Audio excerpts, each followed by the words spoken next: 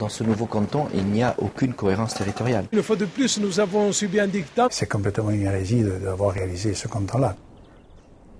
Du Montecinto au village de Campil et en passant par Pietralba et son clocher en Balagne, voilà ce canton de Golo-Morosalia, vaste territoire, décrié même par ceux qui veulent le représenter au département.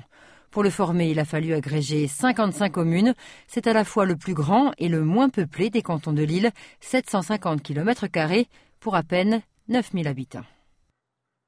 Le critère démographique a prévalu sur tout le reste. Et donc, on se retrouve avec des cantons qui, effectivement, peuvent paraître immensément grands et peut-être moins gérables que d'autres. Élu conseiller général en 2008, Dominique Vanucci ne se présente pas. Son canton de Bustanico a disparu, coupé en deux. 5 communes ont basculé, avec Ghisonaccia à 19 font partie du canton de Golo-Morosalia. Ce territoire fait de petits villages, compte un seul bourg d'1 000 habitants, Ponteleccia.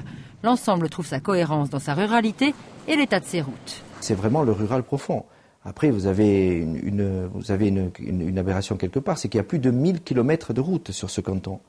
Et les routes qui sont les plus en mauvais état du département. Dans le Beauce, il y a des routes qui sont pratiquement fermées. Et certaines sont fermées à la circulation. Candidat, Jean-Marie Vecchioni l'est dans ses cantonales. Face à lui, 2 autres conseillers généraux.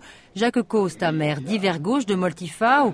Jean-Baptiste Castellane, élu UMP du Niolo-Omessa.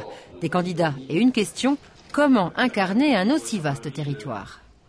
Il est sûr que vu les besoins, vu l'état du réseau routier, autre chose le social, l'isolement, il y a du travail autant au niveau social qu'au niveau infrastructure. Les difficultés du territoire font partie de son attrait. La lutte contre la désertification a motivé la candidature de Corsica Libera. L'enjeu de notre canton, je crois que c'est de stopper le déclin. Parce que notre canton, comme tous les cantons de l'intérieur, connaît aujourd'hui un grand déclin qui n'a pas été aujourd'hui inversé. Aujourd'hui, les choses ne s'inversent pas, malgré les propos, malgré tout ce qui est dit par les hommes politiques qui jusqu'à aujourd'hui étaient présents dans ces cantons et qui portent une grande responsabilité sur la situation que nous connaissons. Nous nous inscrivons dans le souffle nouveau qui est en train de passer aujourd'hui dans notre pays. L'enjeu de cette élection se mesure aussi à l'échelle institutionnelle.